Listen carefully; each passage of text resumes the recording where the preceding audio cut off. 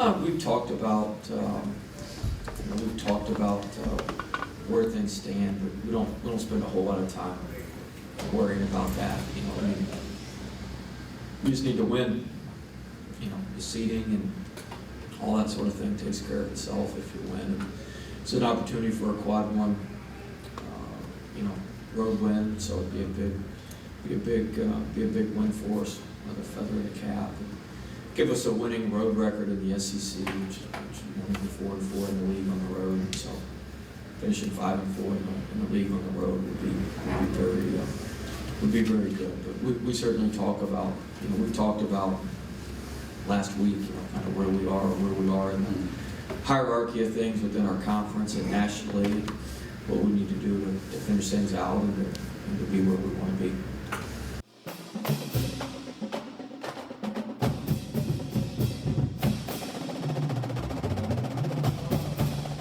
Hello and welcome to Tigers Roar. I am Jonathan Poche, joined as always by the Budman, Buddy Sanji, here on a Wednesday evening. We're once again at Scoreboards, 10655 Coursey Boulevard.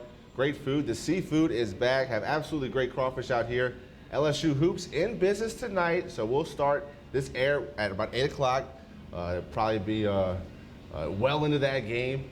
Looking towards the end, but we'll have it right here for you here on Tigers Roar. Have a lot to talk about. Ed Orgeron, Face of Media, previewing spring ball. We'll have some of that. LSU baseball in full swing. But of course, we start with LSU basketball. You saw right there in the opener, Coach Will Wade talking about seeding in the SEC tourney, which is right across the corner, right around the corner, I should say, March 13th. LSU sitting at third right now in the SEC. Picked up their 20th win of the year. Retired Mahmoud Abdul-Rauf's jersey at halftime. We'll talk about all that and a whole lot more. I want to bring in my co-host on a Wednesday evening. Buddy, great to see you, my man. We can do almost a fist bump, but everybody's so paranoid about this coronavirus. I mean, you can't go to the church and drink the wine anymore. You got to receive communion in your hands, and you're not supposed to touch. By the way, wash your hands every chance you get, because whether it's been overblown by the fake news or not, it is something that we don't want to be dealing with as we get in there. So we may do some elbow bumps or whatever, but I'm spicy today because Shingleton, Grimes, Gunkel, Capriata, and when I get out of the sports business, I'm going to be a weatherman, because you got a 50% chance of getting it right, and here comes the thunderstorms as I'm trying to make my way over here to palatial scoreboards. That's right, but man, the best phrase I've heard about the coronavirus is you have to wash your hands like you just ate crawfish, and now you have to change your contact lens. I mean, that's how you want to wash your hands. That's a lot of soap, getting all the cracks, all the crevices. Take care of yourself, self-care. Don't try to buy the Clorox wipes from Target. They're sold out. It doesn't matter when you go. The coronavirus sweeping, or the media, I should say, on a Wednesday evening here in the rain, once again at Scoreboards, 10655 Coursey Boulevard. Have a lot to talk about, Bud, man. LSU basketball, 2 games left with SEC tourney. Last road game of the year against Arkansas. Coach Will Wade, his team, picks up their 20th win of the year against Texas A&M this past Saturday. The Tigers fixed some things better than they played against Florida. Had better defense, held Texas A&M to 50 points. Things are trending in the right direction, and Coach Will Wade said this is the best he's felt about his team in the last 6 or 8 weeks. This will be an interesting game tonight. Arkansas is really good at home. And, of course, the old days, Nolan Richardson, Mike Anderson with 40 minutes of hell. I don't think they adhere to that now, but certainly they will put pressure on the LSU guards. By the way, we talked about it. Will Wade, you got to give Will Wade some credit about having a sense of humor. They hold A&M to 50, and he says, heck, we had a couple games where we had trouble holding people to 50 at half. Right. So they have improved their defense a little bit from the perimeter.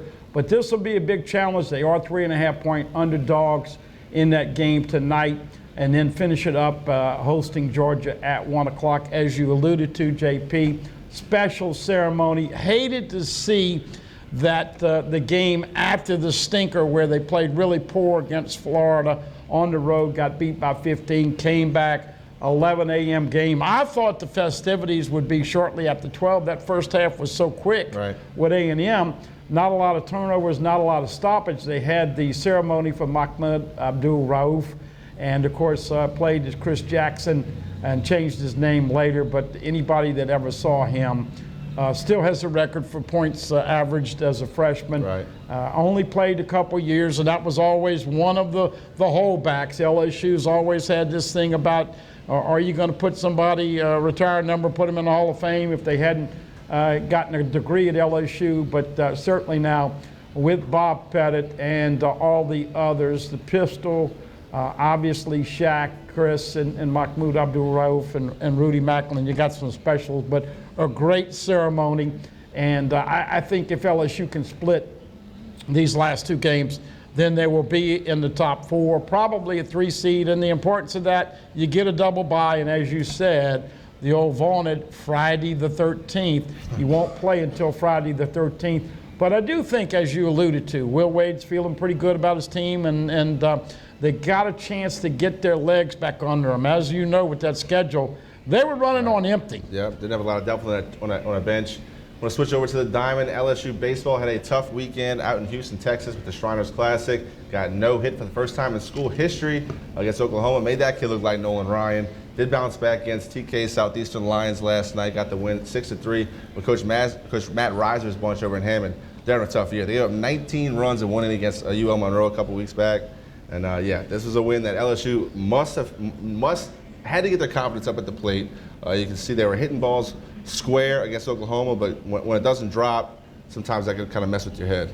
You know, not to take shots at anybody, but LSU's baseball's offense right now is offensive to watch. Right. And we're looking at some of the same old problems, JP. In this game where they got no hit, in the 7th inning alone, they made 3 outs, and they forced Dane Ecker to throw 4 pitches. 4 freaking pitches in 1 inning. Yep.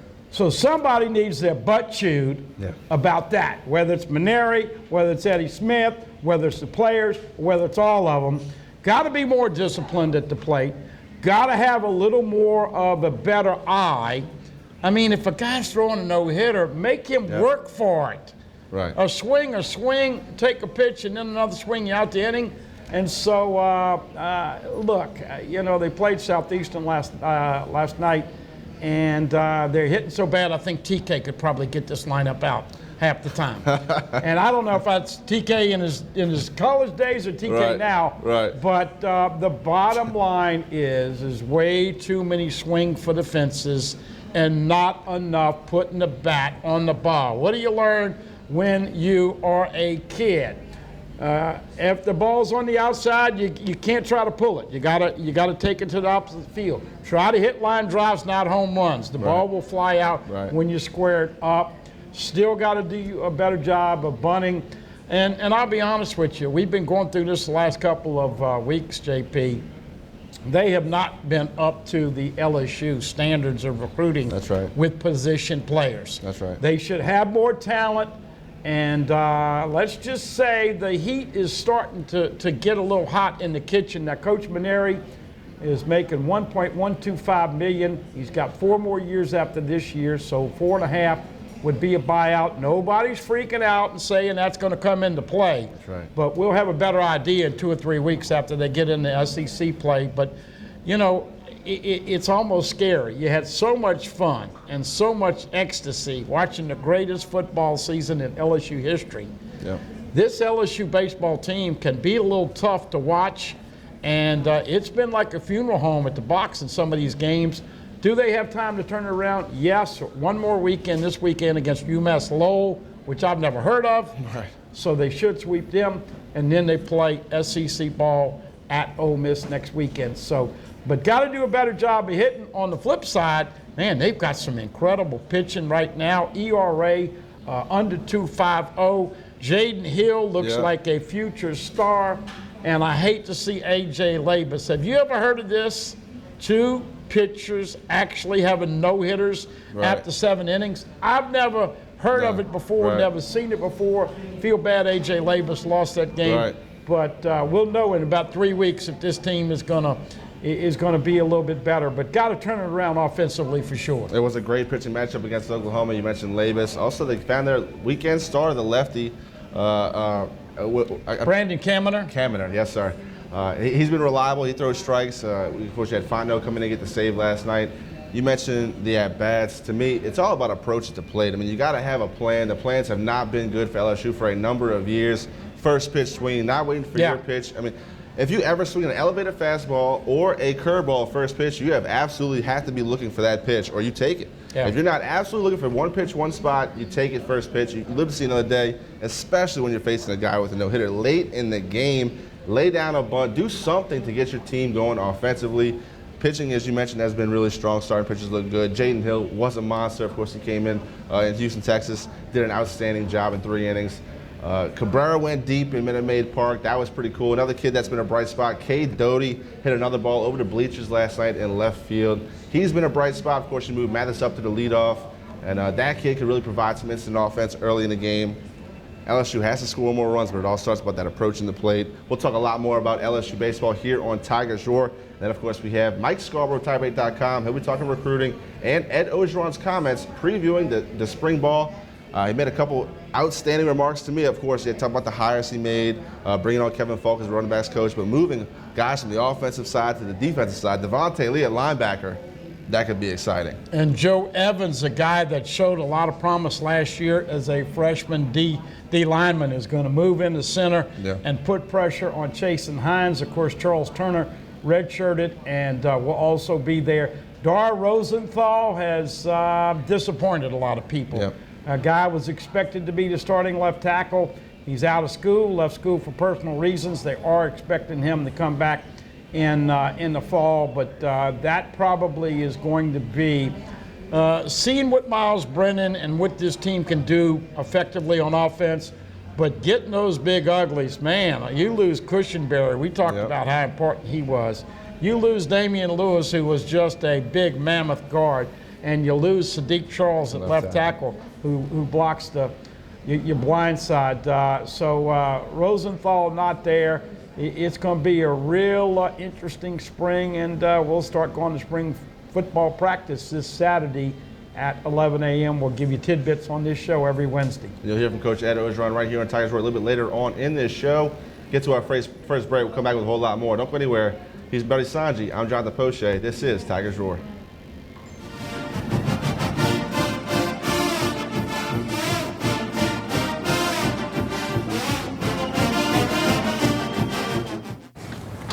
Remember what these trips were like before you put the screens in the back seats?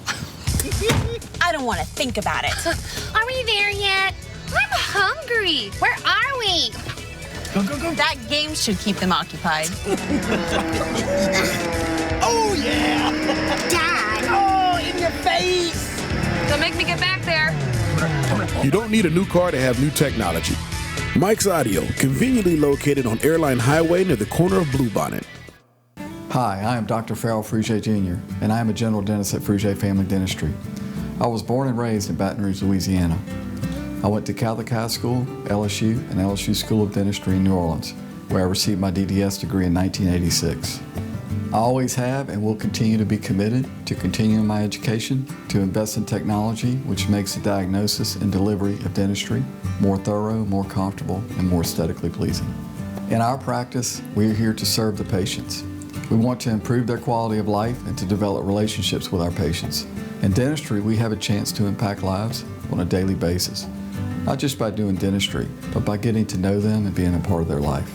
We also believe in giving back to our community. So every year, we give back to the Greater Baton Rouge Food Bank, Toys for Tots, and Mary Bird Perkins Cancer Center. Please stop by and visit our office. We would love to take care of you and your family. Hello guys, it's Debbie. It's time. I've got a brand new location. 10510 Airline Highway, Baton Rouge, next to After 5 Tuxedos. We have the perfect spot to get all your wedding and formal wear needs. Come see our one-of-a-kind name brand and get great prices. With 30 years experience, the best customer service anywhere. It's Debbie's Bridal, Airline Highway, Baton Rouge. See you soon. Hi folks, Clarence Buggs here. Coach Roger Cador would take the time to tell you how to catch our brand new show, The Roger Cador Show, but as you can see, he's kind of busy right now out at Scoreboards, Baton Rouge's newest sports grill with food that is absolutely amazing. Catch the show 8 o'clock Tuesday nights, 6:30 p.m. on Wednesdays, and on Pelican Television's YouTube channel as well. You want to come out and have a great time. It's awesome, isn't it, Coach? Mm-hmm. Told you. Hi, I'm Bobby Yarborough with Manda Fine Meats. Here at Manda, we know what the folks of South Louisiana love. They love great flavored smoked sausage, delicious deli meats, and specialty items like boudin and andouille sausage. Manda Fine Meats has been providing these products since 1947. We produce them right here in Baton Rouge, so you know you're always getting the freshest product at your local grocery store. Manda Fine Meats. Taste the fresh local flavor in everything we make. Make it Manda every time. Live and play on the fairway at Greystone Golf and Country Club, a serene, challenging golf destination located in Denham Springs. For tee times and membership opportunities, go to GreystoneCountryClub.com.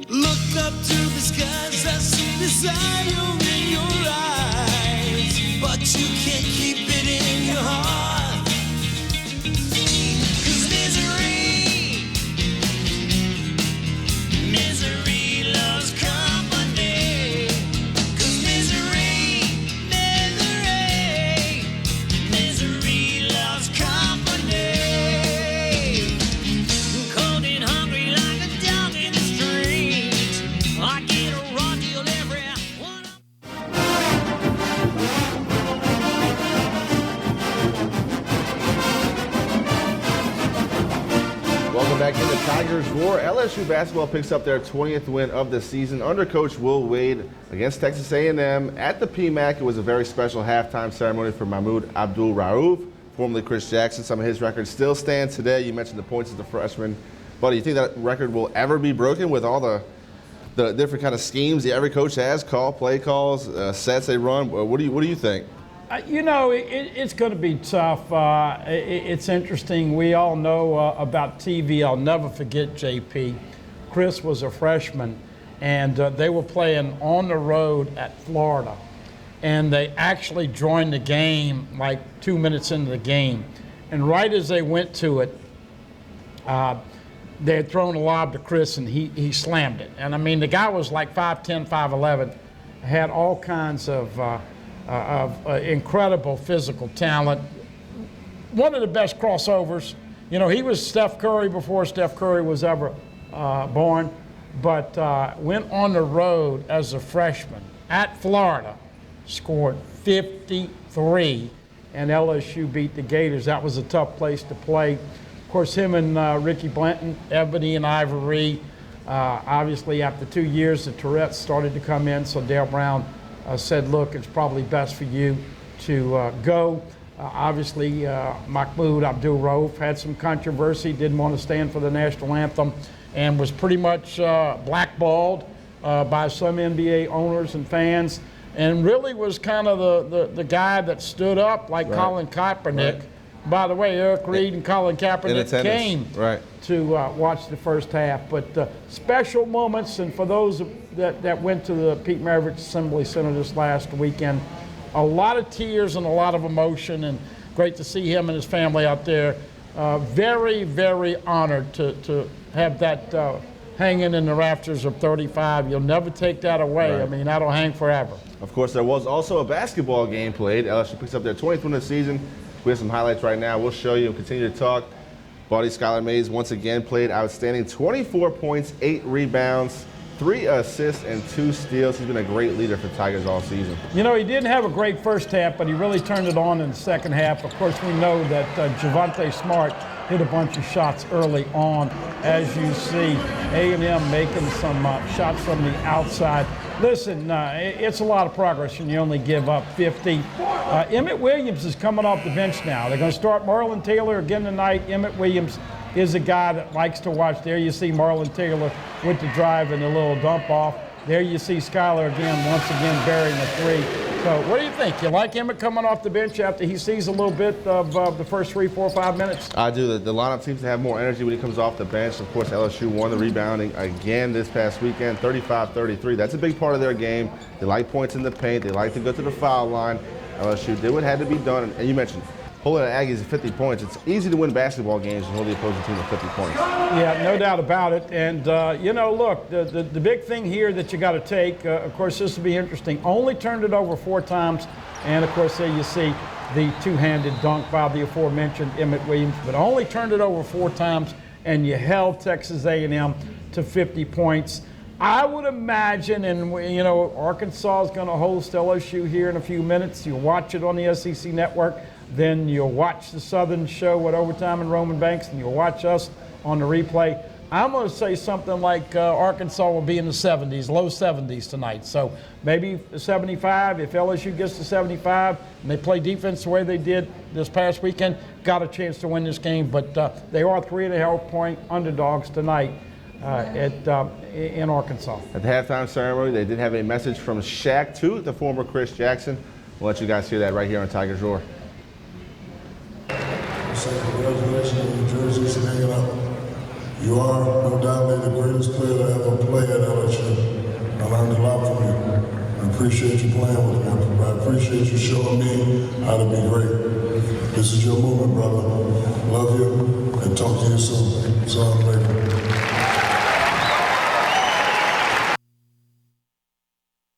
A very heartfelt message from Shaq. They played together. Shaq called him the greatest player to play at LSU. Definitely. Pistol Pete was pretty good, but I understand the admiration. He was there when Shaq was a young kid. There you go, the big diesel. Did you see Shaq's hairline, by the way? I did not. I heard he lost a bet to D. Wade, and he had to grow out his hairline. I didn't, so give me the scoop on it. I wish I would have had a graphic for you to show you, but man, it goes right above his ears. Straight over like that. He had it lined up pretty fresh. What bet did he lose? I don't know. I heard it was a bet he had to D-Wade. Somebody lost by 20 points. I think he's bald in that message. It was previously recorded, but on NBA Tonight, on one of the shows he does, Shaq had a little tight fade going on a hairline that was way worse than LeBron's. Well, how about this, okay? LSU has retired 5 numbers in basketball, and listen to this 5.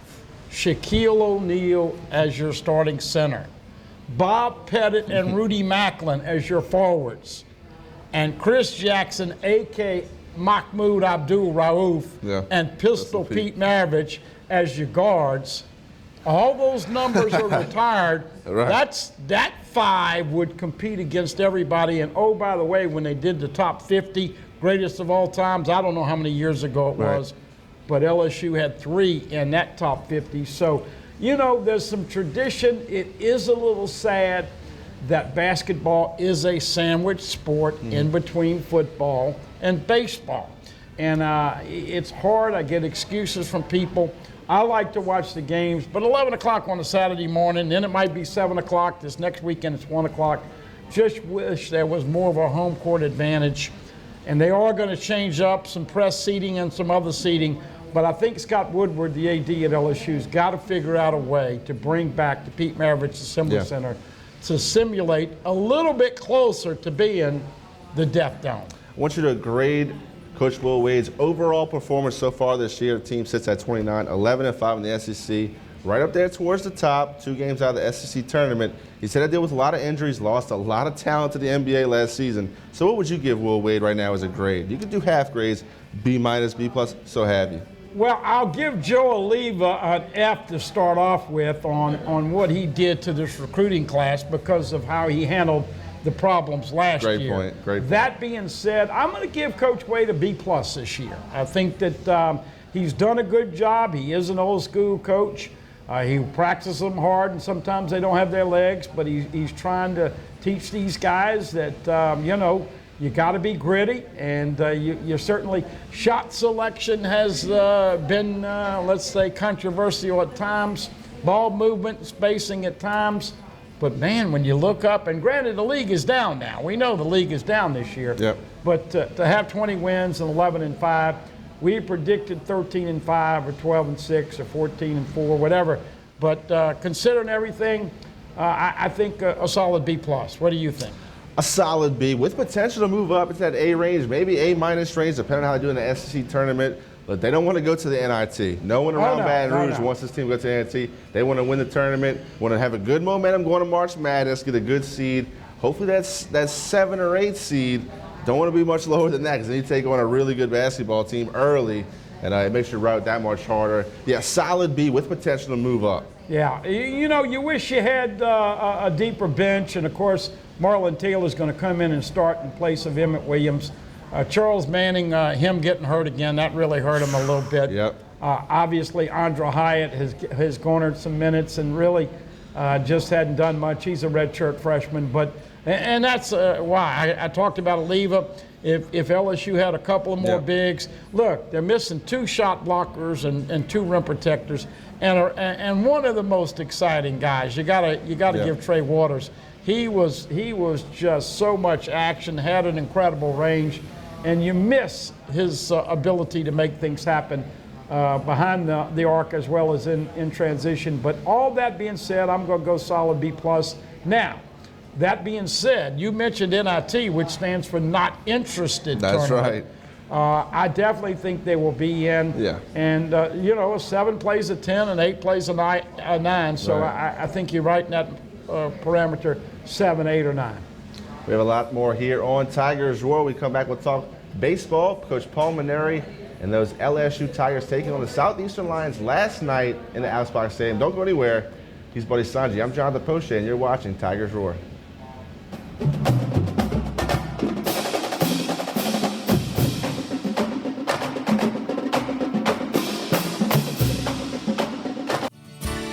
Creel Tree Service is a licensed and insured tree service providing tree and stump removal, topping, trimming, cabling, pruning, and fertilizing. We have free stump removal with takedowns, free estimates, affordable rates, and senior citizens discounts. Call 774-TREE. That's 774-8733. Get your yard ready for the warmer weather. If it deals with a tree, call me, Creel Tree Service, 774-8733. That's 774-TREE.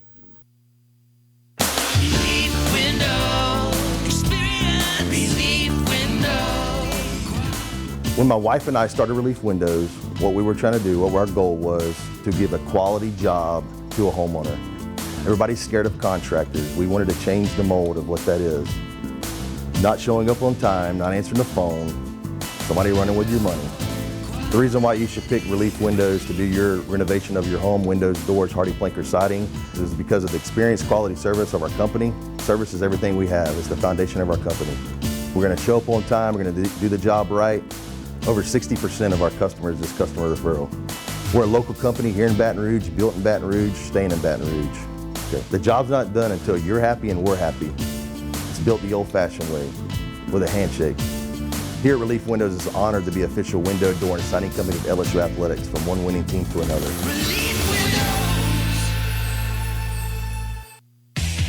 Remember the smell of vinyl? What happened to all your old records? Lost in a move? Thrown out by the ex? Get them back. Classic Vinyl's Record Store and Collectibles, 13847 Coursey, where you can find all old vinyl, all genres of music, rock, country, blues, and R&B. Classic Vinyls and Collectibles behind Mary Lee Donuts and Coursey. If they don't have it, they'll get it. Look for them on Facebook. Classic Vinyls, sponsors of Classic Vinyls Classic Rock Night Thursdays at Scoreboards on Coursey. I'll leave for a little while, and all you other letters think you can take over my town. Look at you. None is just even a vowel. If the people want the money they deserve for their accident, The E-guarantee. and as for you other letters, it's time you were erased. Hi, I'm Bobby Yarborough with Manda Fine Meats. Here at Manda, we know what the folks of South Louisiana love. They love great flavored smoked sausage, delicious deli meats, and specialty items like boudin and andouille sausage. Manda Fine Meats has been providing these products since 1947. We produce them right here in Baton Rouge, so you know you're always getting the freshest product at your local grocery store. Manda Fine Meats. Taste the fresh local flavor in everything we make. Make it Manda every time. I've seen a lot of things during my life, more bad things than good. I've lived in a lot of places, but never a home. I don't think anybody cares about me anymore. And now I'm tired. Signed, Brian, age 11. Abused and neglected children in East Baton Rouge Parish are in dire need of CASA volunteers. Please call 379-8598 today. Change a life of hurt into a life of hope. Hello. Hola. 你好. Experience what the Baton Rouge International School can offer your children. Now welcoming displaced students for short and long-term stability.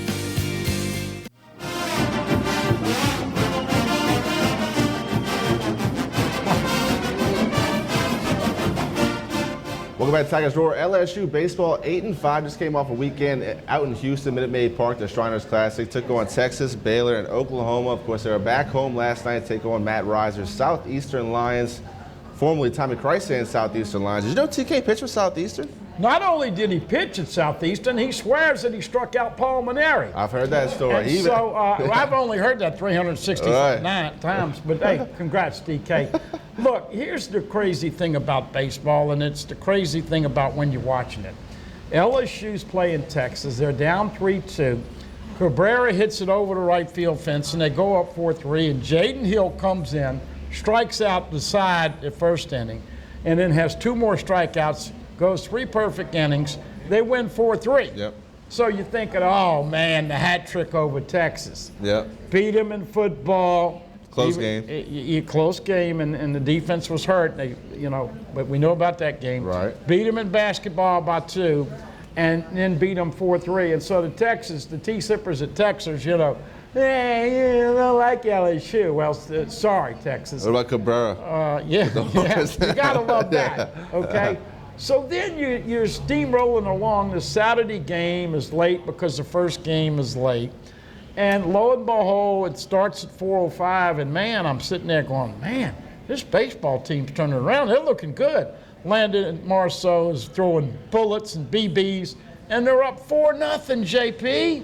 And you're going like, wow, they might go over there and just have a heck of a weekend. And then they come in and make some mistakes with pitchers, and it's like going to the casino or anything else, playing the stock market. Sometimes you're right, sometimes you're wrong.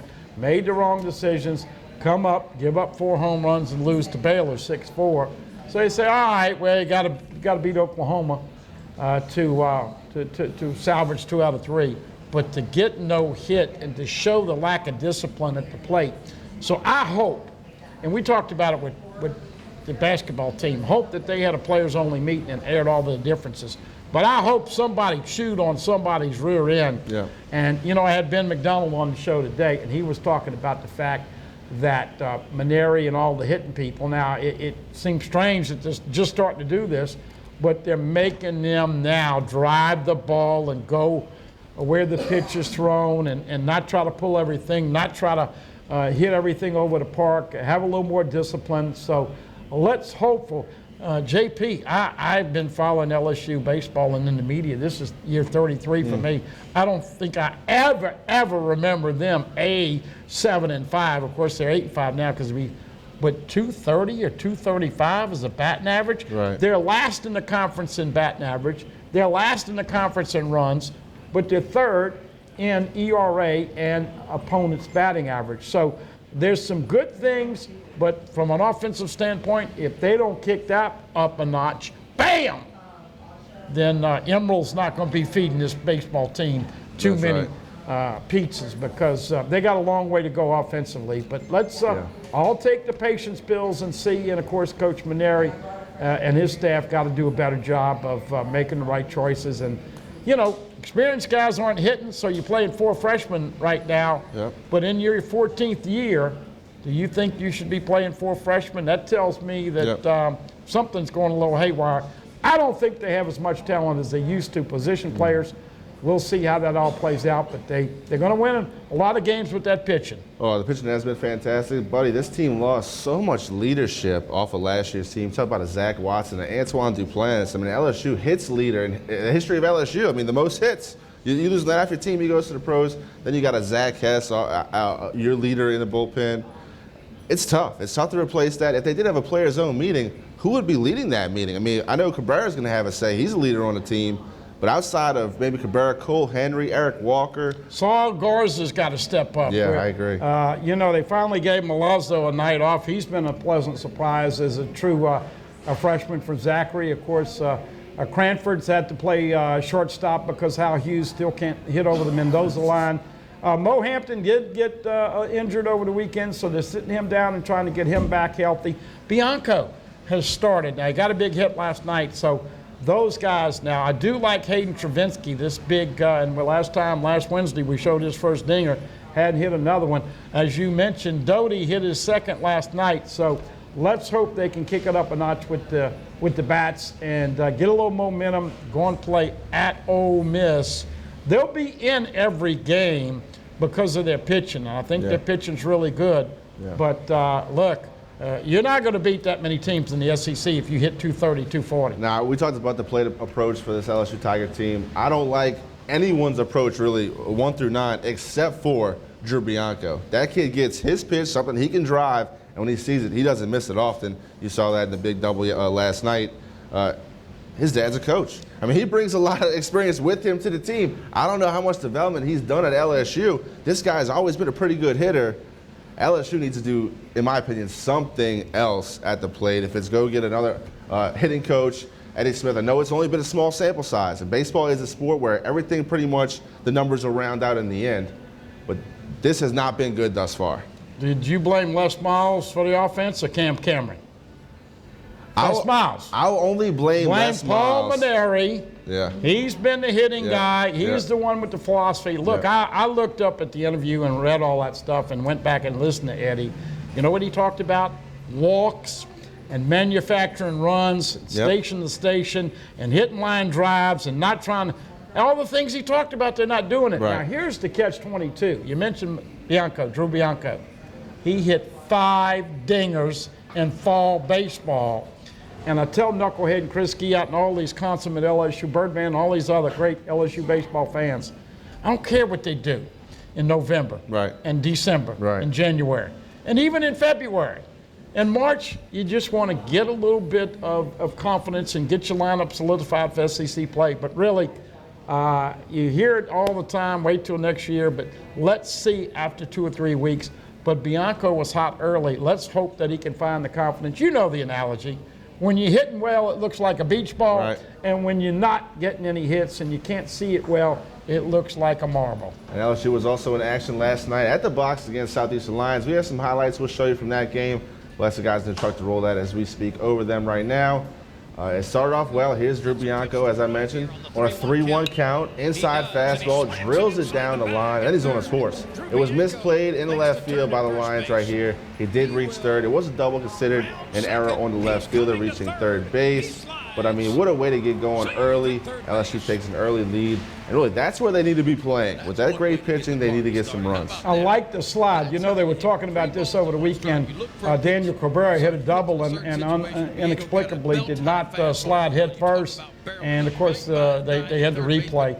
A lot of people don't like replay in college baseball, but that's pretty bad. Now, you see, here he is coming in. He slides head first. He grabs the bag, holds onto it. His knee stays on it. And you gotta do the fundamental things like that. Coach's son, you know he's going to do the small things right. Here's a double to the gap, bringing in a run.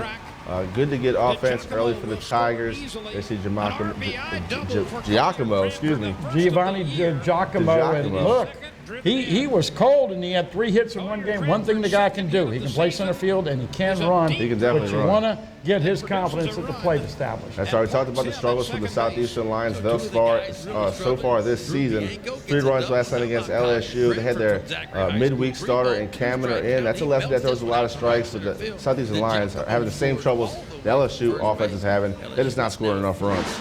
Yeah, no doubt about it. And once again, of course, here you see Brandon Kaminer right here. And you know, he's been getting some starts, and obviously he's been in the bullpen.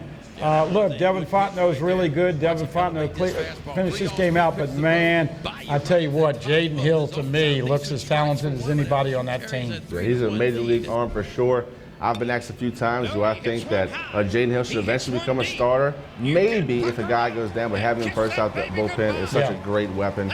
They see Cade Doughty. He has a pretty swing from the right-handed side. I think he's coming. And he's going to be a stud. I think he's coming. I think he had some tough balls early in the year that he hit hard. I think Cade Doughty, in fact, I'm going to go ahead and predict him to have a big weekend this weekend. He's, you know, let's be honest. You're a guy playing at Zachary or wherever last year, and now all of a sudden you come over here, and you know this, JP, there's more pressure on LSU baseball players than any other sport out at LSU because the fans expect Omaha every single year. Right, each and every year, LSU fans expect to be in Omaha, as you said. Don't take a year off to rebuild, just reload. This is a great catch by Beloso. Feeling the wall. Makes a snag over there in foul territory. He's got to sell it to be a leader. I know he's still young, but that kid plays an important position there at first base. You got to be able to trust your first baseman with every throw. Got to be able to trust him on and off the field and in the batter's box. Cade Beloso should make a bigger impact for this team going forward. Lost about 10 or 12 pounds and looks really good. I expect him to have another big weekend. Cabrera, you gotta, and I'm glad they got Cabrera either at the 3 or 4 hole. I just didn't like him in the leadoff spot. Right. We know that Milazzo has been a real nice surprise for them, both offensively and defensively. As we said, Hampton is out. Not sure when he's going to get back. C.J. Willis finally made an appearance and started at in left field. And, you know, some of these guys, you got to give them a little room to grow. But, hey, it's going to be interesting to see how they fare next weekend when they go to Ole Miss to start the SEC. 20-10 always gets you right up at the top. It's too early for me to predict where they're going to be. But lo and behold, we will watch that. And, you know, you want to host a regional and a super regional for your best chance to get to Omaha. Just too early to even fantasize about that right now. LSU hosting UMass Lowell this weekend. Budman, what do you know about UMass Lowell? I don't know anything about them. It's the first time I've ever heard that name. I've never heard of that college before. The Riverhawks. So before the first pitch on Friday, I hope to get a little bit more information, maybe a little bit more tomorrow. But I know this, LSU needs to sweep and get a little confidence going on. UMass Lowell is now 4-6, losing their last 2 to Delaware.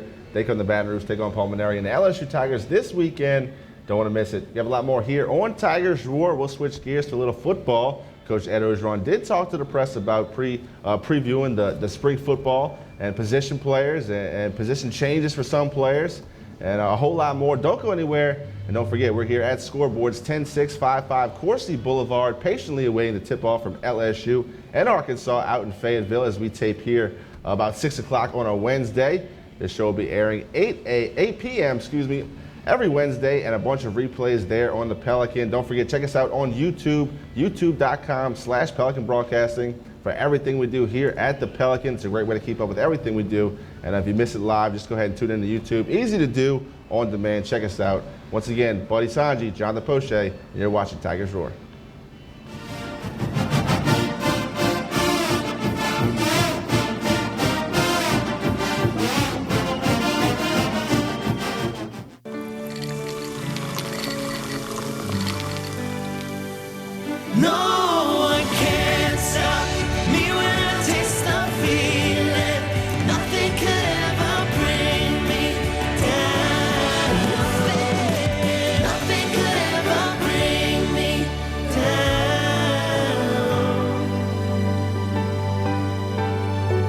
Taste the feeling. Hello guys, Guys, it's Debbie. It's time. I've got a brand new location. 10510 Airline Highway, Baton Rouge, next to After 5 Tuxedos. We have the perfect spot to get all your wedding and formal wear needs. Come see our one-of-a-kind name brand and get great prices. With 30 years experience, the best customer service anywhere. It's Debbie's Bridal, Airline Highway, Baton Rouge. See you soon.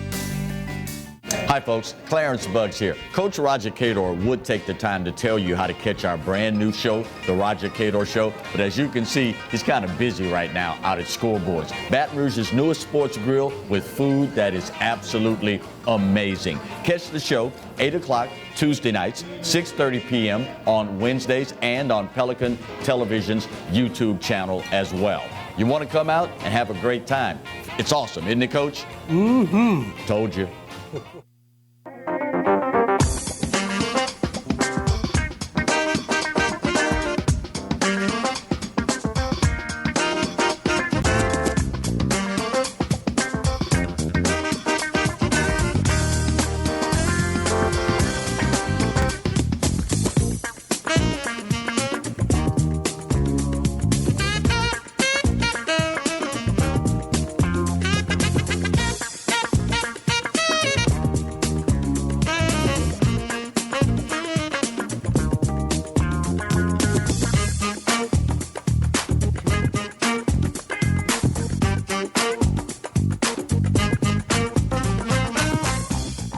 Bellello's Furniture and Appliances, your dependable independent.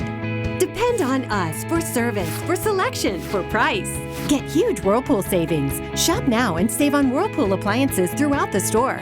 Plus, experience our price match guarantee and ask about special financing. You can depend on the know-how of people who live appliances every day. Bellello's Furniture and Appliances, your dependable independent with nationwide buying power. Hi, I am Dr. Farrell Frugier Jr., and I am a general dentist at Frugier Family Dentistry. I was born and raised in Baton Rouge, Louisiana. I went to Catholic High School, LSU, and LSU School of Dentistry in New Orleans, where I received my DDS degree in 1986. I always have and will continue to be committed to continuing my education, to invest in technology which makes the diagnosis and delivery of dentistry more thorough, more comfortable, and more aesthetically pleasing. In our practice, we are here to serve the patients. We want to improve their quality of life and to develop relationships with our patients. In dentistry, we have a chance to impact lives on a daily basis, not just by doing dentistry, but by getting to know them and being a part of their life. We also believe in giving back to our community. So every year, we give back to the Greater Baton Rouge Food Bank, Toys for Tots, and Mary Bird Perkins Cancer Center. Please stop by and visit our office. We would love to take care of you and your family. From appetizers, pasta dishes, and entrees, La Contea takes pride in preparing all the Italian cuisine we know you love. Enjoy live music every Thursday through Saturday from 6 to 9, happy hour weekdays from 3 to 6, and brunch on Sundays from 11 to 2, as well as dinner portion-sized lunch specials for under $10. Visit our website to view our menu and book a party or meeting in our large banquet room. Once you try La Contea, your Italian dining will change forever. For Total Home Pest Control, who are you going to call? Call the Bugman, 923-BUGS. For total pest control for your home or business, call the original Salvant. Call the Bugman today, 923-BUGS.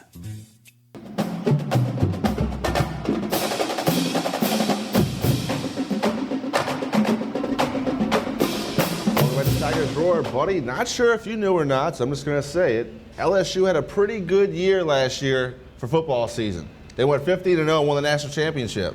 Yeah, you know, I was talking to some people today over at Serops Express after the show, and you know, it's incredible. I don't know how long it's going to last, but I was asking these fans, and they were all in their purple and gold garb, and I said, you're still representing, oh, we're still happy. I went to the SEC championship. The woman said, I went to this.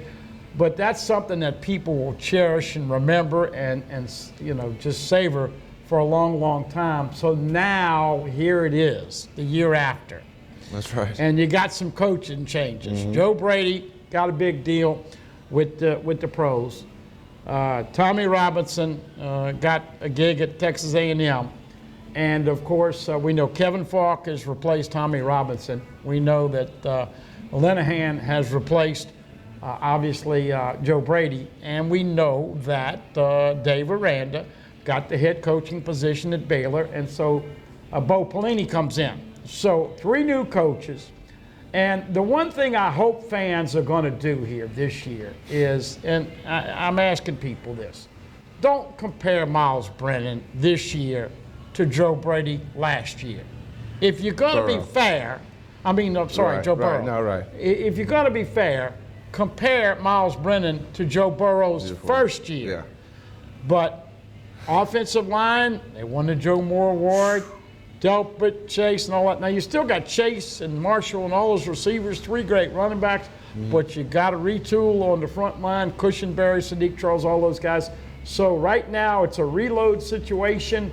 And defensively, though, I'll go ahead and make this early prediction. More sacks and more TFLs this year than you had last year. So we'll see.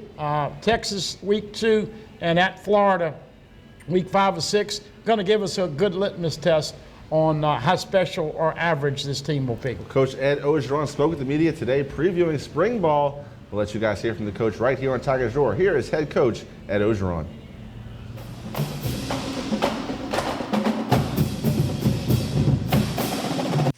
So excited about our new staff. I think we made some tremendous hires. Bo Pelini has been a force. Players have gravitated to him already. Our coaches have. This is more of a 4-3 attacking style defense. I think it plays right into the personnel that we have. Scott Linehan has been phenomenal. He brings a lot of expertise. Him and Steve have been working very, very well. Excited about him. I feel like we made a home run hire in Kevin Falk. Always wanted Kevin on our staff. Kevin has been great to the state of Louisiana. Kevin has been great to LSU. Our players love him. I love him. I think he's going to be phenomenal as a football coach. And I think this is only the first step in his career into where he's going to go. I think eventually Kevin Falk will be a head coach and be a phenomenal coach. So excited about those guys. We brought in Kelvin Shepard, Director of Player Personnel. He's going to come in Friday and start next week. We're excited about him. He's going to take Kevin Falk's place. You know, with the hiring of Kevin Falk, that makes 3 players, 3 full-time assistants on our staff that played football and graduated from LSU. We're very proud of that. Before we start out for the spring, I know you guys are going to ask Torrey Carter, Sonny Fanu, Eric Gilbert, Todd Harris. And at the end, Todd may get a couple of plays. He looks good, but at the end he may get a couple of practices. We're not sure yet. Limited will be Elias Ricks. Back in 2 weeks will be Neil Farrell. Darrell Rosenthal has left school for personal reasons. We expect him to be back for the summer and be ready to go. Okay, I want to go over our depth chart here. On offense and defense, just highlight a couple of things. Obviously, the quarterback position is going to be the key for us going into the spring. We have Miles Brennan. Miles has been doing phenomenal in the 4th quarter in football school. Max Johnson and T.J. Finley. We expect those guys to be fighting for a position. We also have Peter Parrish there. The running backs, Chris Curry, John Emery, and Tyron Davis, I think are all 3 starters. All 3 are different. All 3 can do great things. Obviously, the big key is going to be on the offensive line. Ed Ingram has been fantastic. Chason Hines is going to have to prove himself there. We moved Joe Evans from defensive line to offensive line to back him up to compete at that spot. At the right guard is going to be Anthony Bradford and Cordell Thomas. And at the right tackle is going to be Austin Deckles. You see Charles starting to play some center and play some tackle because we're very thin on the offensive line. At the left tackle is going to be Cam Wire. Darrell Rosenthal, who I felt was having an excellent practice during all the bowl and the championship run. I think Darrell's going to be an excellent left tackle. He's going to play in the NFL. But he's not going to be with us this spring. He'll give time for Cam Wire to compete there and also Thomas Perry. At wide receiver, as we all know, we have a strong group coming back in Jamar Chase, Terrence Marshall, Rayshon McMath looks fantastic. Now it's time for Trey Palmer to show his stuff. Kirkland and Jenkins, those guys will all have a good shot, along with the guys we're bringing in. At tight end, it'll be Jamal Pettigrew. Obviously, Carter and Gilbert are out. Cole Taylor looks great. Aaron Moffitt. Those guys are going to have a chance to prove themselves in the spring. And like we always say, the depth chart is extra insane. On defense, I do believe this is one of the most talented defenses we had since we've been there. There's a lot of speed out there. There's a lot of new faces. But I do believe that this 4-3 attacking defense fits our personnel as good as we've ever been. On the defensive line, as you guys know, we moved T.K. McClendon over. He's starting at left end, backed up by Jarrell Cherry. And also Gay is backing him up, big junior college player that runs very well. No Sacco, Tyler Shelvin, and Ipool are doing fantastic. Glenn Logan and Nelson Jenkins are playing defensive tackle right now. And the guy that looks phenomenal is a little heavy. Justin's about 300 pounds and needs to get down to 285. Justin Thomas, Andre Anthony. I said this yesterday. I think B.J. Ojolari is going to be an All-American for us. He is a very, very talented young man. So we're very deep on the offensive line along with the new guys coming in. Linebackers, we got to replace a lot of guys, but I'll tell you, man, we got some talent there. Damon Clark and Michael Baskerville, who has impressed both so far. Ray Thornton has been moved to linebacker, inside linebacker, and also Marcel Brooks. So we got a lot of speed there. As you guys know, we're very strong in the backfield, led by Derek Stingley, who's probably one of the best players in the country. Elias Ricks was the top cornerback coming in the country. He's going to fight for the starting position. Jay Ward and Rodarius Jones are playing corner. Right now, nickel position, we have Cordell Flott and Jay Ward. All right, no practice will be Kerry Vincent, because obviously he's in track. Mo Hampton's in baseball, and obviously Todd Harris. So we got 3 players that have played for us and started for us. They're not going to be in there in the spring, but it will give the young guys a chance to go. At strong safety will be Cam Lewis and Jordan Tolles, a mid-year graduate who looks fantastic. I mean, the guy's got speed. He's got burst. I can't wait to see him put the pads on. And obviously, we got Jacoby Stevens at free safety, who we think is going to have an excellent year. You can look for him doing a lot of things in Bo's defense. Bose loves him. Eric Monroe. On special teams, we got Zach coming back, Cade York, Avery Atkins, and Quentin Skinner's going to compete for the deep snap position. I think that's everything. We have a big junior day coming up. Obviously, recruits can be on campus. This is going to be our first junior day.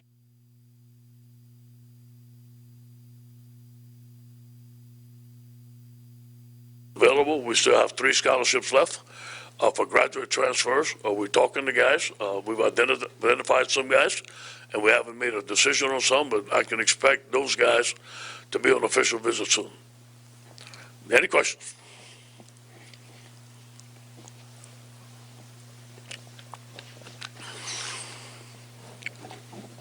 Hey, Coach. Talking about the 4-3 a little bit more, can you just expand on why it fits your personnel in terms of the guys you have? Why are you so excited about it? You know, it looked like a guy like T.K. McClendon. He's a perfect 4-3, and so is Justin Thomas. Those guys were playing 4 techniques. That's inside the tackle. Now they're playing outside and more of an attack defense. And then you have some linebackers. We got speed who can run. We're blitzing. We're going to blitz the corners. We're going to blitz the safeties. I just think that the 4-3 is built on speed and aggressive nature. I think we have that. And obviously, the human nature is to kind of take a breath or want to once you've accomplished something huge like you guys did. How do you maintain the kind of mindset you want to have in the program, and does it change compared to what it was before? You know, I do believe this. It starts with me. I made a vow to myself that I'm going to work harder this year, more attention to the detail, and people need to see that from the leader. And I think the culture that we built is fantastic, but we need to keep that standard up. And I do believe that it would be a fault to keep on talking about last year. We got to turn the page. This is a new team, but we do have a lot of good things that we can fall back on last year. As far as I'll give you an example. Last year in the spring, the whole team, a Saturday morning at 9 o'clock, had a volunteer practice. The coaches wasn't there, and that was led by Joe Burrow. Leadership and want to. So we can fall back on some of those things. But I can't expect this team to be last year's team. It's a new team, but we still have high expectations. All right, That was Coach Ed Orgeron previewing a little bit of the spring practice, or the spring football, I should say. He had a whole lot more to say, including the hires. He thinks Kevin Falk is a home run hire as a running backs coach. Now LSU has 3 former players on the staff. That's a good thing. Also bringing in Kelvin Shepherd.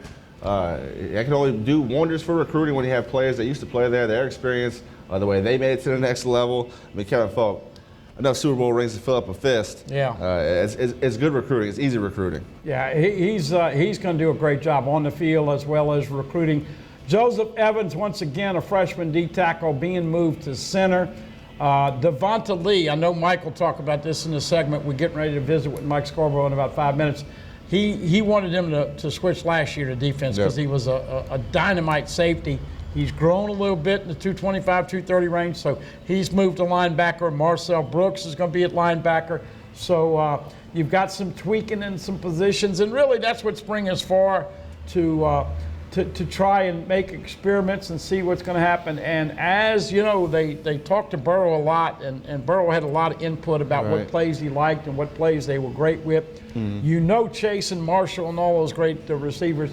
But Miles Brennan, going to be interesting as we get a chance to go out there and see Saturday what he's like as the BMOC, the big man on campus. Let me tell you what, folks, you don't understand the pressure of being an athlete at LSU until you're expected to be the starting quarterback in football. Right. Everybody knows you. Yep. And everybody is going to expect him to use that incredible arm of his. Yeah. So it's going to be fun, and we appreciate all of you being here for the ride that we're going to take you on. We'll talk a lot more football right here on Tigers Roar with Mike Scarborough from TigerBait.com. Right into this break. Don't go anywhere. This is Tigers Roar.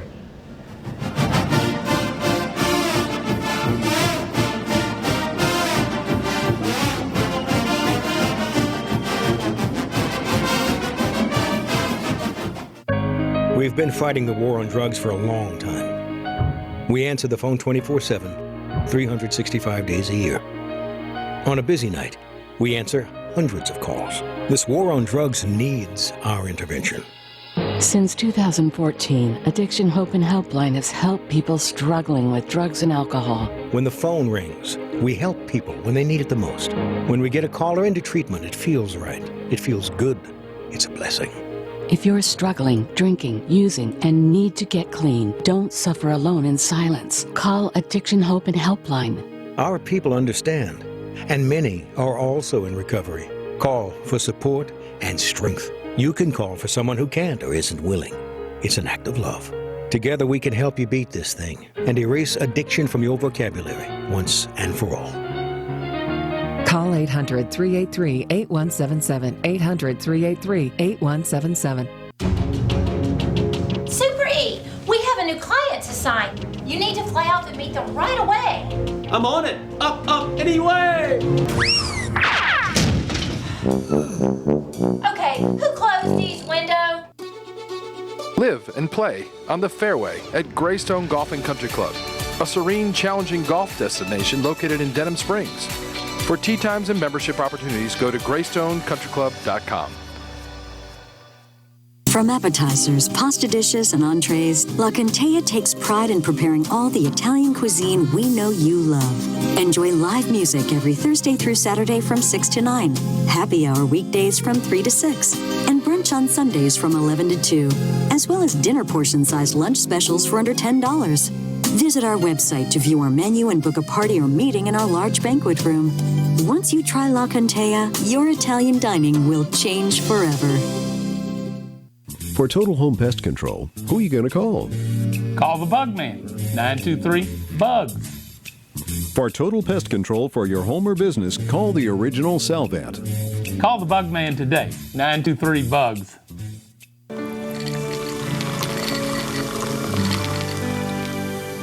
No one can stop me when I taste the feeling. Nothing could ever bring me down. Nothing could ever bring me down.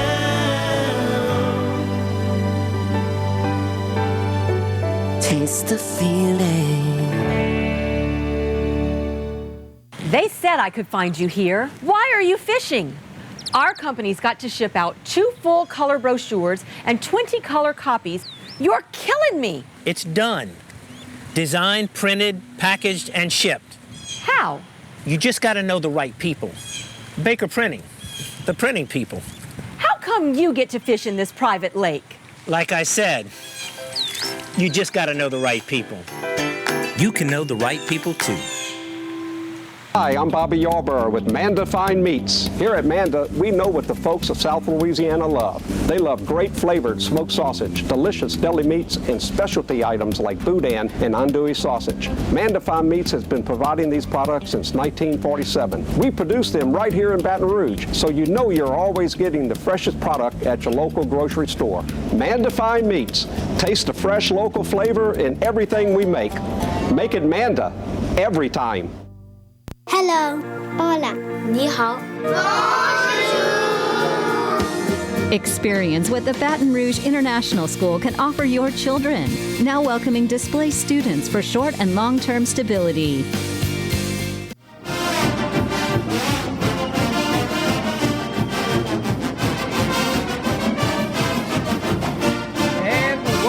Back, one of the most popular segments on Tigers Roar on a Wednesday night. By the way, LSU is wearing the purple jerseys tonight, playing at Arkansas. Many of you will be watching that game right now and watch us. Of course, Mike Scarborough is always popular because, Mike, you have a variety of topics.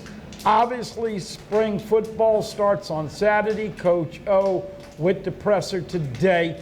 Give us the skinny and the talking points that you took notice of with Ed Orgeron getting ready to embark upon a spring that is going to have a lot of experimentation, 3 new coaches, and certainly some players in different positions. Mike? Yeah, that, and we got word this afternoon that Corey Raymond was going to be named, gets the title of recruiting coordinator. We were unsure how that was going to work out. I kind of thought he was maybe going to be out of the mix for that. Usually it would go to a younger coach, but that's fine. And then Mickey Joseph gets assistant head coach title added to his wide receiver title. So that was some news. So a lot of housekeeping being done before they crank things up on Saturday with the first practice, and of course a junior day in recruiting. And but yeah, when Coach Orgeron met with me this morning at 11 o'clock, right out the gate, he says that Dari Rosenthal is not in school this semester, but will be back in the summer. And that, of course, that gives Cameron Wire and Thomas Perry are your 2 guys to watch at left tackle this spring. Kelvin Shepard is now the director of player personnel, which was Kevin Falk's old position. Marcel Brooks up to 215 pounds and has moved to inside linebacker. A lot of excitement about T.K. McClendon at defensive end. Of course, he had signed with LSU as a tight end. And, he's excited about Miles Brennan. And but I think a lot of it where the concern is that going into the spring is the offensive line, replacing Cushenberry, Rosenthal not being there. Lack of depth. Certainly you're going to get some new bodies there in summer once the freshmen arrive. But I think it's imperative that Cardell Thomas actually be the guy that we think he can be. Thomas Perry also off of surgery, and we'll see what Anthony Bradford ends up doing. Yeah. I think I intimated to you that I thought Corey was going to be the recruiting coordinator, and the only reason I thought that, JP and Mike, was because he got the bump in salary to $600 plus. We also know that Mike was on the cutting edge as far back as last year. He kept saying, Devonta Lee, would you join me on that incredible D? And he's finally moved and is going to play linebacker, Mike. Yeah, and look, I when you saw him play at Amite High School, it was just obvious to me I think if it's hard to question. Look, the kid wanted to start off at wide receiver. I get it. But how much further along might he have been had he started on defense to begin with? But, look, you're talking about another guy where, linebacker was gutted with Patrick Queen and the departures. You got Damone Clark back. So, look, you get Brooks moved to linebacker, you get him coming over from receiver, so it's going to get Bo Pelini some bodies. But I think he can be special on the defensive side of the ball. He's a hitter. He's not one of those offensive guys with an offensive mentality. He's a heck of an athlete. So, and it was getting obvious as the season went on. Like, man, what is he weighing now? I mean, he's a big kid. He's always been a big kid that was put together. So we'll see what happens. Well, you know, it's been interesting, and I know you have had the same effect on the site, and obviously we all run into a lot of people, and I still think there's some good things, JP. Number one, the glow, the perfume, the smell, all of the perks of the success that LSU had going 15-0. You can still smell it, like the crawfish over here at Scoreboards, or like the Manda sausage and Buddha being grilled up at the LSU tailgates. So that is going to give everybody a glow for another 2-3 years. But let's be honest, you go to the beach and you hate it when Mississippi State and Tennessee and Georgia and all these fans kick up some sand on your purple and gold towel, because they're going to be saying, JP, what? You guys were 1 year wonder, and they're going to lose 3 or 4 games in football this year. Now, that's what fans do. But, Mike, what is a fair assumption or mindset going in after the greatest season of LSU football history? Yeah, I think 9-3, is a safe one. But 10-2, I think with all the losses, the number of returning starters, what was lost, the fact that you're going to Florida, you're going to Auburn, you're going to Texas A&M. You get, old kissy poo Tom Herman coming in here looking for revenge in week 2. Of course, Alabama is always going to be salty. I'm probably going to go 10-2, but I could see where a lot of people might want to go 9-3. I think a lot of it is we're going to be. There's one position we're going to be like a broken record.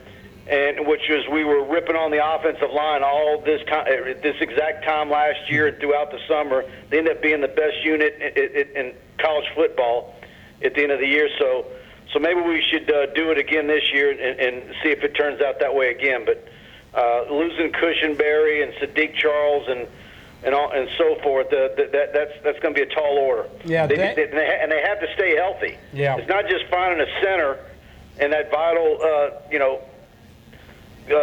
quarterback center relationship, but that whole unit needs to stay healthy.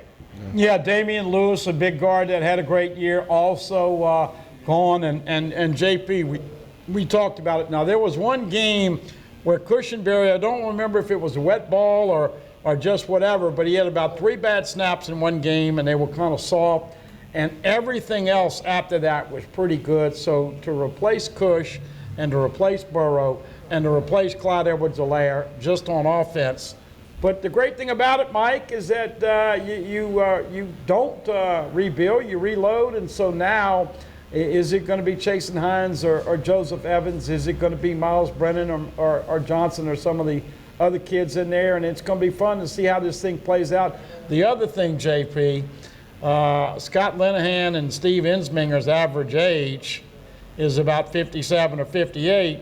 Joe Brady and Steve Ensminger's average age was 45. So Coach O did say today he looked for the young whippersnapper in Brady, but just really couldn't find the right fit, huh, Mike? Yeah, that was kind of an interesting exchange this morning, but, like we pointed to, as soon as Linehan got the job, a lot of that was pretty telling about who LSU's quarterback might be for the 21 class.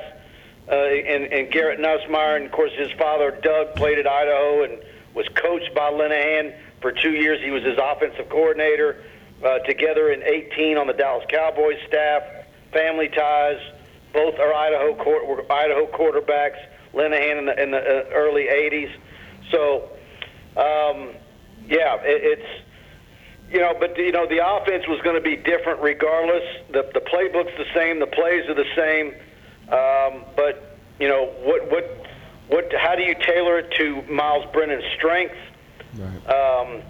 I mean, like we talked about earlier today, is it? I don't know if they're going to be a 50-50 team, but I do think that it would be a safe bet to say they're going to run the ball more in 2020. That's right. You lose a whole lot, Mike. I know a lot of people have been wondering who's going to replace Joe Brady. They pick up Linehan. Coach O talked about his knowledge of the red zone and the empty sets. He did a lot of stuff like that in Detroit. But as you mentioned, if it's not broke, don't fix it. You already have the system in place. Can Myles Brennan have enough between the ears to be able to process the way Joe Burrow did and get the ball to the open man on time? Well, look, and Myles Brennan, was able to see, everything that went into Joe Burrow having the type of season he had, the work ethic, the things that he did, the amount of film that he watched. Certainly, it was easier for Joe Burrow. The fact that he was, working on his master's and wouldn't walk in campus, for 15 hours a semester. But he still knows the work that has to be put in, and as far as the red zone, I mean, that was something that Coach Ensminger, when I asked the question at media day down in New Orleans on that Saturday going to the national championship game, that he said anything inside the 12 or 15-yard line was turned over to, that was Joe Brady's baby. So it'll be a similar circumstance with Coach Linehan. Mike, also a big weekend. It is Junior Day out at LSU, and as we were wrapping up radio today, you intimated that you expect some commitments to be coming down the hatch for LSU. If you could give us an idea of maybe some of those guys and some of those positions that you feel like LSU's going to bring in on the early commitments. Well, we're working on a list right now of who's going to be there. It's going to be the first Junior Day, and what times are they expected to be there? But got a lot of kids that there was a few that we thought might be there that have some questions about travel and so forth. But I just think the numbers, the timing of it, that it would make sense that that there could be a couple of commitments, and we've kind of heard a few little rumors here and there. So, but we're going to have the full list on TigerBait.com here in the next day. So you'll want to check that out. Hey, couple more, then we'll let you go, Mike. Obviously, LSU is 3 short, and they are expected. I know Coach O said he's got 3 guys in mind as possible coming in with the late transfer, whether they're grand transfers or not. What kind of positions do you think he's looking at?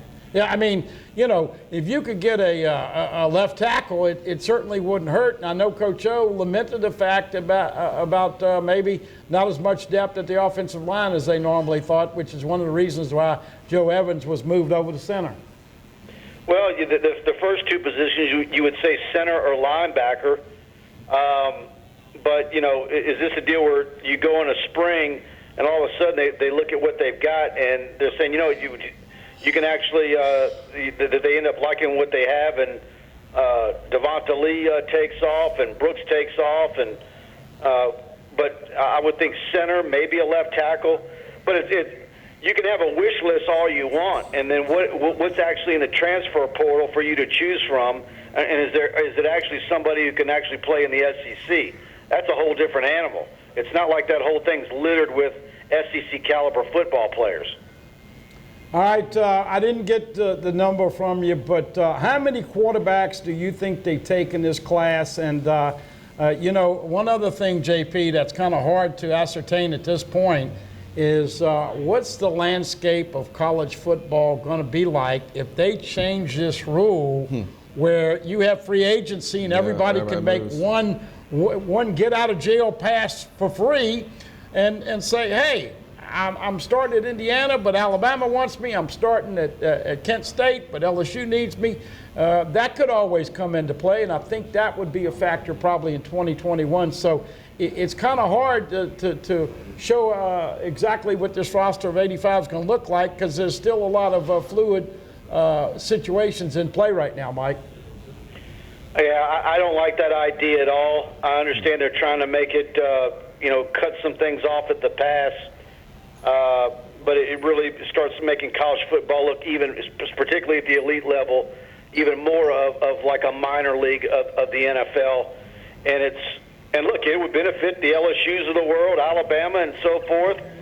It's no different than the Cincinnati Bengals trying to attract free agents to Cincinnati when they're going up against Dallas and other premium markets. It gives a lot of schools an unfair advantage, and I don't know that they're going to have to work that out. But there's also, like, how wholesale could it be? Do you have to have a spot on your 85? Do they increase the 85? Is there a leeway to where you can get to the semester break and work those numbers out? I mean, all that stuff can get really tricky. Yeah, I think one of the rules, JP, that they are saying if they implement this is that they're going to give you 50 in 2 years. So if LSU stuck with 23 this year, then they could sign 27 the next year. But very fluid situation. And, of course, Mike, I guess the final question to ask you, and then we'll let you promote Tiger Bait. Do you feel like, talking to these recruits, that LSU is still one of the hot teams, one of the top 3, 4, 5 teams in the country that kids are interested in, will watch, will visit, and for a while there, LSU wasn't in the mix. Now it seems like every big kid, they're making everybody's top 5. There's no doubt. Between being in the playoffs, the Heisman Trophy, the awards ceremony, winning the national championship, 16 guys at the NFL Combine, just think of if you try to put a dollar amount on all the publicity that LSU's gotten out of that season. LSU is absolutely one of the hot teams, and it's going to pay off for the class of 21. I don't know if we're going to be like last year with the number of commitments that we saw in August. I think maybe they might be a little bit more tight with it, but we'll see. But there's no doubt LSU is there, and Coach Orgeron and the job that the LSU football program does with their videos, the hype videos, and on and on. This thing's truly, I think, in beast mode right now. Well, Mike, with spring football right around the corner, I know TigerBait.com will be loaded with content. Tell everybody what they're going to get when they go to TigerBait.com. Yeah, look, spring football starts on Saturday. We're going to have, of course, our always high-quality video packages from practice. Our photo galleries are second to none. And practice reports, Buddy's going to be out there. But when Buddy does practice reports, our Tiger Bait subscribers love it. So do yourself a favor, subscribe, and make sure you save over $30 a year and choose the annual package. You're basically getting over 3 months for free. So get signed up today, and you'll get our baseball, our basketball, our spring football coverage, and we're going to be working recruiting around the clock from here on out. So go to TigerBait.com. Thank you, Mike. Thank you, Mike. Talk with you next week, buddy. Yeah. All right. Thank you. Bye. I always appreciate Mike Scarborough spends time right here on Tigers Roar. You heard him talk about Coach O, the new faces at LSU and the coaching staff, some position changes. Always good to talk to Mike, especially when it's football involved. You know he lives and breathes for it. I said that Arkansas would score mid-70, 77 or whatever. I may have underestimated them. I don't want to tell anybody what's going on, but they may give up 50 and a half instead of a game this week. That's right. Take our last break right here on Tigers Roar. Come back, we'll put a bow on it. Don't go anywhere. Buddy Sanjay, Jonathan Poche. This is Tigers Roar.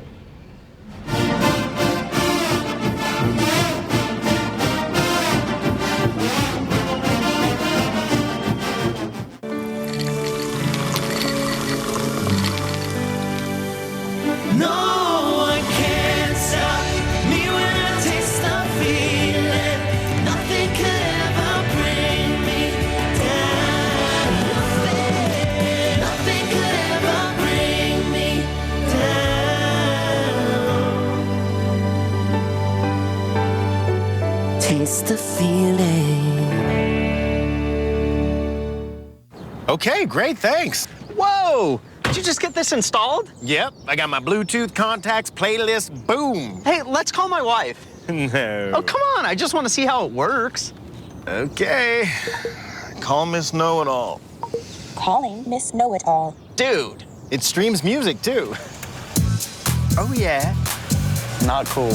You don't need a new car to have new technology. Mike's Audio, conveniently located on Airline Highway near the corner of Bluebonnet. They said I could find you here. Why are you fishing? Our company's got to ship out 2 full color brochures and 20 color copies. You're killing me. It's done. Designed, printed, packaged, and shipped. How? You just got to know the right people. Baker Printing, the printing people. How come you get to fish in this private lake? Like I said, you just got to know the right people. You can know the right people too. Bolello's Furniture and Appliances, your dependable independent. Depend on us for service, for selection, for price. Get huge Whirlpool savings. Shop now and save on Whirlpool appliances throughout the store. Plus, experience our price match guarantee and ask about special financing. You can depend on the know-how of people who live appliances every day. Bolello's Furniture and Appliances, your dependable independent with nationwide buying power. Creel Tree Service is a licensed and insured tree service providing tree and stump removal, topping, trimming, cabling, pruning, and fertilizing. We have free stump removal with takedowns, free estimates, affordable rates, and senior citizens discounts. Call 774-TREE. That's 774-8733. Get your yard ready for the warmer weather. If it deals with a tree, call me, Creel Tree Service, 774-8733. That's 774-TREE. Remember the smell of vinyl? What happened to all your old records? Lost in a move? Thrown out by the ex? Get them back. Classic Vinyl's record store and collectibles, 13847 Coursey, where you can find all old vinyl, all genres of music, rock, country, blues, and R&B. Classic Vinyls and collectibles behind Mary Lee Donuts and Coursey. If they don't have it, they'll get it. Look for them on Facebook. Classic Vinyls, sponsors of Classic Vinyls Classic Rock Night Thursdays at Scoreboards on Coursey.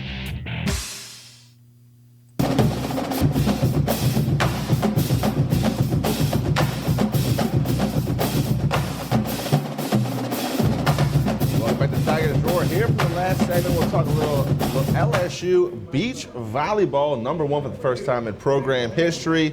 Record attendance out there at the, what do you even call it?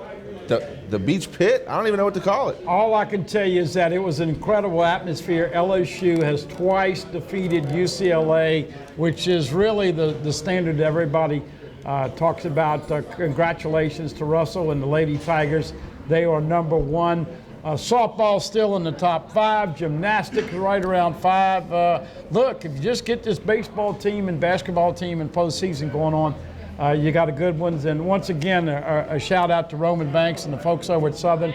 LSU spring game at A.W. Mumford Stadium at noon on ESPN2. It'll be April. It'll be a great atmosphere for definitely for sure. Also, NFL Combine was this past weekend. A guy that made himself a lot of money, Jets Jefferson, 4.44 in the 40. A lot of people didn't think he was going to run that fast. He's caught the most receptions in LSU history for a season. Guy had all the tape you could ever want to watch. Great tape, great off the field. 4.44. He's going to be a first-round pick. He ran faster than Jerry Jeudy. Of course, we know that Henry Ruggs III ran under 4.3. So 16 players from LSU at the Combine. Patrick Reed made a lot of money, and Caleb on Chason, Kirsten Fulton, all the 5 or 6 could go in the first round. It was a great afternoon, great weekend, and great 4 days for LSU football. Of course, Joe Burrow did not throw at the Combine. No one thought he would. He'll say that for the pro day. There'll be every pro in attendance at that pro day. Of course, he expected to go #1 overall to Cincinnati. There was some leverage talk, and there was some non-leverage talk. Joe Burrow going to make himself a lot of money, too. So we appreciate you tuning in. Once again, Buddy Sanji, Jonathan Pocher. You've been watching Tigers Roar right here on Pelican Sports TV. Don't forget to come check us out at Scoreboards. They have great seafood. You can't see it right now, but the seafood is outstanding.